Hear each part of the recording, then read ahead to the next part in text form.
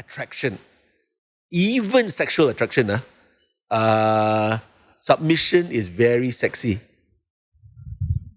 That's why men run away with their secretaries. A lot of people don't understand that. Men get turned on by submission. Now, I know a lot of people probably watching go like, hey, why is Pastor talking like that? You keep the marriage alive. You keep the marriage strong. But then men's love is also very sexy. So at the end of the day, you will not see matured ladies say, oh, I want the six-pack. I want the biceps. I want the height. They will not go for after these kind of things. They want the love, the care, the nurture. That's sexy to them. I know I use the word sexy loosely. I mean, meaning the attraction. It just causes you to love this man more. It causes you want to submit. You want to give yourself, your heart, your body to someone who loves you so much. But men works differently. And so anyway, that's for probably another day. But just to say that God's wisdom is quite amazing.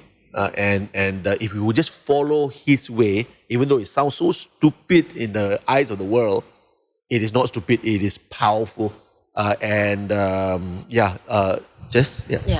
So adding on also in regards to this verse, wives submit to your husbands as to the Lord, and of course, husbands love your wife as Christ loved the church. So I could, like what Jess mentioned as well, it's not easy, especially for wives, right? Wives submit your husband as to the Lord. Yeah. But definitely, like what you mentioned as well, Pastor, that there is truth and there is wisdom in it. So for instance, I think all of us here, in the context of this talk show as well, our husbands are serving in ministry. Yes. And how can we be supportive spouse? And I think first is also to recognize God's call upon our husband. Yes. And it says, wife, submit to your husband as to the Lord. So you're doing it unto the Lord as well. And just recognizing God's calling upon our husband. And also in that framework, to also support him, to recognize his leadership, God's call. And also for wives, I believe it's not just supporting him to do what he's called to do, but in that unison of marriage, right? In that unity of marriage, that wives also to find your own ministry in the calling that God has upon our husband. So that's what I believe in. Yeah. And in fact, if you go back even to the origin of the creation of man and woman, Adam and Eve, God says that it is not good for a man to be alone. We'll find a helper that is comparable to him. And in another version, it says a helper that is just right for him. So I believe that when God puts husband and wife together, we are meant to help each other.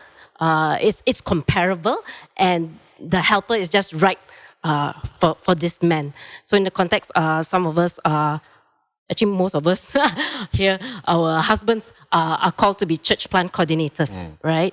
And so that's where we recognize that, and we know that, okay, they're called to be church plant coordinator. What is my role as a wife? To be a helper that is comparable for him. Yeah. And also, so even as I was asking Jason, hey, I'm supposed to be on this talk show, supportive spouse.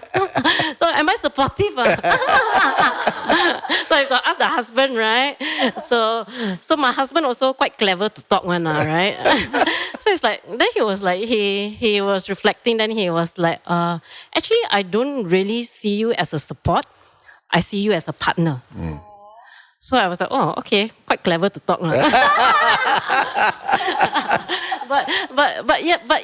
I guess it makes sense. Then I was like thinking, it is true in that sense, because I never felt like it was his ministry. I felt like it was our ministry. And that's how we work hand in hand together.